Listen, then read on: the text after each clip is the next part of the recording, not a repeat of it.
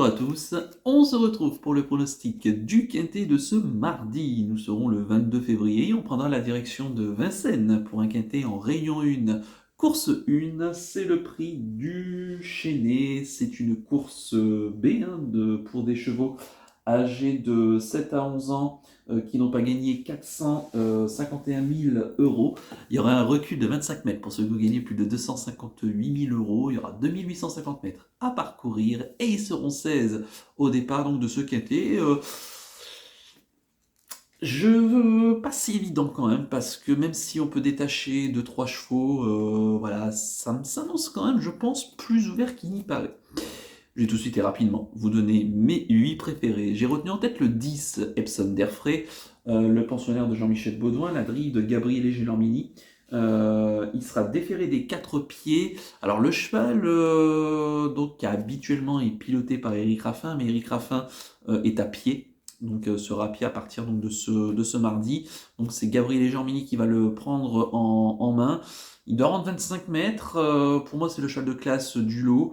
Il a rassuré ses preneurs après son échec dans le prix de Brest. Il vient de renouer donc avec la victoire. C'est un cheval qui a besoin de personne, je pense qu'il a encore facilement de la marge au niveau de ses gains. Bon, maintenant, point d'interrogation, c'est est-ce que Gabriel Gelormini va pouvoir le tenir jusqu'au bout? Si oui, il jouera évidemment la victoire. En deuxième position, j'ai mis le 3, Falco d'Avaroche, l'autre atout de Jean-Michel Baudouin. C'est Louis Baudouin qui sera son partenaire. Il sera déféré des 4 pieds. Il est invaincu cette année. Il a remporté donc récemment un quintet sur ce parcours. Faisant fort quand même. C'était le 27 janvier dernier. Dans une course où il battait Ingo, Fantasia de Ligny, entre autres, des chevaux qui ont recouru il y a quelques jours de cela, et d'ailleurs de bonne façon. Maintenant ici il monte un petit peu de catégorie, mais je trouve que voilà, les conditions sont faites également de nouveau pour lui. Il est en pleine forme et il est capable, je pense, de garder son invincibilité en 2022. En troisième position, j'ai mis le 7, Flamme Vive, pensionnaire de Franck Leblanc, la drille de Franck Nivard. Elle sera déférée des 4 pieds. Elle est bien engagée ici, au premier échelon. Je pense qu'elle est mieux pour moi sur 2850 mètres. Elle reste sur 2 bonnes tentatives. La dernière fois, le 10 février dernier, elle finissait de bonne façon à la 5e place dans le prix Guy Lux et Léon Zitrone. Je pense que l'engagement ici arrive à point nommé, et si ça se passe bien, moi je pense qu'elle est capable, pourquoi pas, de lutter également pour le succès avec Franck Nivard au sulky. En quatrième position, j'ai mis le 16, Fair Play d'Urzy, le pensionnaire de Jean-Michel Bazir, qui en est son entraîneur driver. Il sera plaqué des antérieurs, déféré des postérieurs. Le cheval qui reste sur 2 contre-performances. Maintenant, il rend 25 mètres, c'est le plus riche, le mieux engagé ici. Il a quand même couru des lots bien supérieurs l'an passé.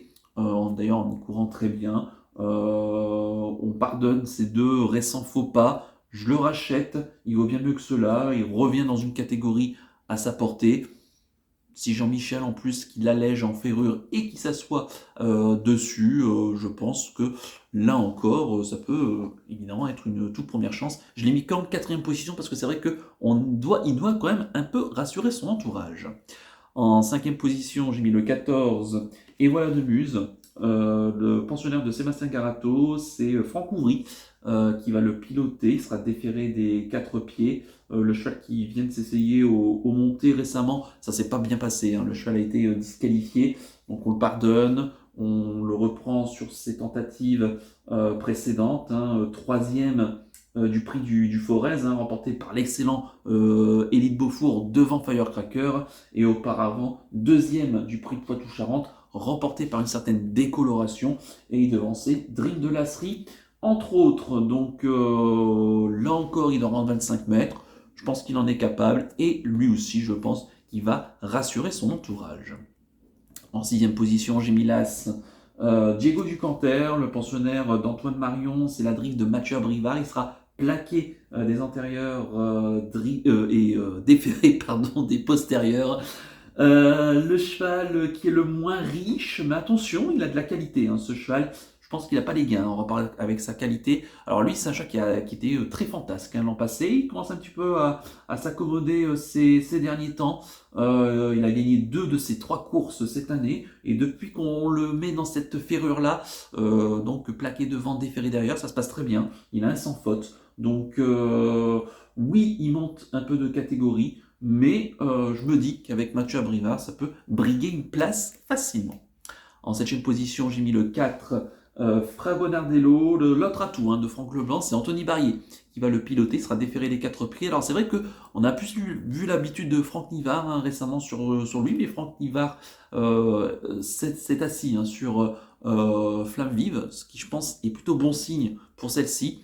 Fragonardello, bon, il aura quand même la drift d'Anthony Barrier, hein, je ne dis pas. Un choix qui m'a un peu déçu quand même durant ce meeting, même si la dernière fois il a quand même rassuré, hein, son monde en étant 3e, mais dans une course qui était quand même inférieure, hein. C'était Flowerball qui s'imposait, Doroc qui prenait la 2e place, il devançait le Saint-Aufort et Éole du Prieuré.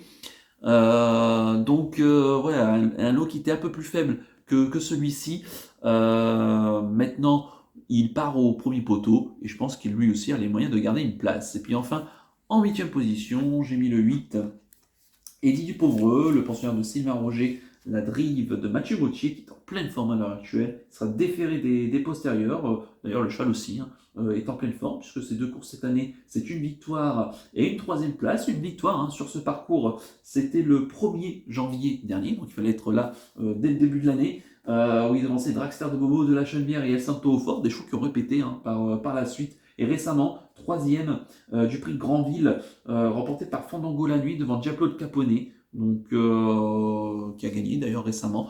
Donc je pense que la ligne est bonne et qu'à mon sens, lui aussi, bien engagé au premier poteau, peut garder là encore une place au vu de sa forme. Quant à mon regret, ça sera le 12. Baron des Doux, le pensionnaire de Cyril Chenu, hein, qui en est l'entraîneur driver, il sera déféré des 4 pieds. Baron des Doux qui vit ses dernières semaines de compétition. Il est âgé de 11 ans, c'est le doyen de l'épreuve. Mais attention, il garde encore de beaux restes, hein. Preuve en est de sa dernière 4e place du côté de Cagnes-sur-Mer. Alors c'est vrai que ces 2 dernières courses à Vincennes m'ont un petit peu refroidi. Maintenant, il vaut quand même bien mieux que ça. Il est capable de bons finishes. Et je pense que l'air de Cagnes-sur-Mer lui a fait un petit peu du bien. Et pourquoi pas le glisser en bout de sélection si vous cherchez un petit outsider amusant pour une place. Je répète, mon pronostic en chiffres, le 10, le 3, le 7, le 16, le 14, l'As, le 4 et le 8, avec le 12 en regret. Mon coup de cœur pour ce quintet, ça sera le 7, Flamme Vive, la pensionnaire de Franck Leblanc, drivé par l'autre Franck Nivard. Je pense que ça peut bien se passer, elle est bien engagée ici, et la dernière fois elle m'a vraiment plu dans la course, donc dans sa dernière course tout simplement. Donc je pense qu'elle est capable de faire l'arrivée ici. Attention donc. Et quant à mon conseil de jeu, on peut faire un champ quintet avec les 4 premiers de mes bases, le 10, le 3, le 7 et le 16. On met le reste de la sélection, on y inclut le cheval regret. Et voilà, en espérant évidemment, comme d'habitude, hein, que ça se passe toujours bien. Voilà donc pour le conseil de jeu. On va terminer comme d'habitude par le penalty du jour. On va revenir sur les 2 derniers penalties. Dimanche, c'était Histoire moderne que je vous proposais, hein, dans la 2e course. Malheureusement, elle s'est montrée fautive à mi-ligne droite alors qu'elle cherchait l'ouverture et elle avait des ressources pour venir, pas forcément disputer la victoire, mais je pense au moins une belle place. C'est dommage. J'ai pas trop compris, hein, la drive de Jean-Philippe Dubois, parce qu'il voulait vraiment sortir tout le temps et finalement il n'a pas été assez offensif, je trouve, et c'est un peu dommage parce que la jument elle a beaucoup de qualité. Et il y a quelques minutes, In the Air qui prend alors je le découvre avec vous, qui prend la 3e place, In Red pardon, qui prend la 3e place. Le cheval, donc, de ce que je vois, court plutôt bien.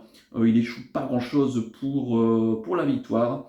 Donc voilà, écoutez, ça nous lance donc une série. Donc je suis assez content, bon, même si le rapport placé est un peu décevant, 1,40 la place online, mais bon, ça se prend quand même.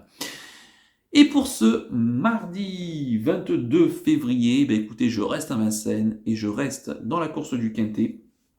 Alors, très prudemment, hein, je vous préviens, soyez extrêmement prudents. Donc, ça sera le 110, hein, Epson Derfray. Vous le savez, c'est un cheval que je prends tout le temps penalty. Mais soyez extrêmement prudents parce que là, j'ai un tout petit peu peur quand même que le changement de main et Gabriel Jormini, même si c'est un driver que j'aime beaucoup. Voilà, attention, hein, le cheval peut être vite braqué, tendu. Et j'espère que Gabriele va très bien s'en servir. S'il s'en sert bien et qu'il laisse faire le cheval, faudra pas trop le commander. S'il laisse faire, je pense que ça va évidemment très bien se passer. Mais voilà, soyez quand même prudent si vous voulez jouer donc ce Epson d'Airfray, le 110 donc en Réunion 1, course 1, donc dans la course du Quintet. Voilà donc pour le penalty du jour, il ne me reste plus qu'à vous remercier, qu'à vous souhaiter évidemment bonne chance pour les paris. Merci à tous pour votre fidélité. N'oubliez pas de liker, de vous abonner à la chaîne, hein, la nouvelle chaîne, la chaîne que vous regardez, Flambeau Hippique. Et je suis très content parce que on a atteint les 1300 vues pour la vidéo du Quintet d'hier, donc ça me fait évidemment plaisir. On a pratiquement atteint les 200 abonnés, donc je suis vraiment très content. Merci vraiment à tous. En plus, j'ai reçu beaucoup de messages, des anciens qui reviennent, et ça me fait vraiment chaud au cœur.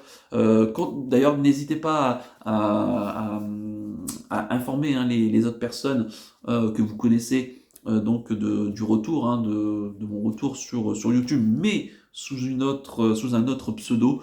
Donc je compte évidemment sur vous pour faire évidemment la publicité, hein, bien évidemment.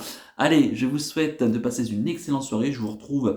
Alors je vais enregistrer ma vidéo ce soir pour le quintet de mercredi, mais elle sera publiée qu'à partir de ce mardi. Je vous souhaite une excellente semaine et surtout, ce qui est très important, prenez bien soin de vous. Ciao à tous.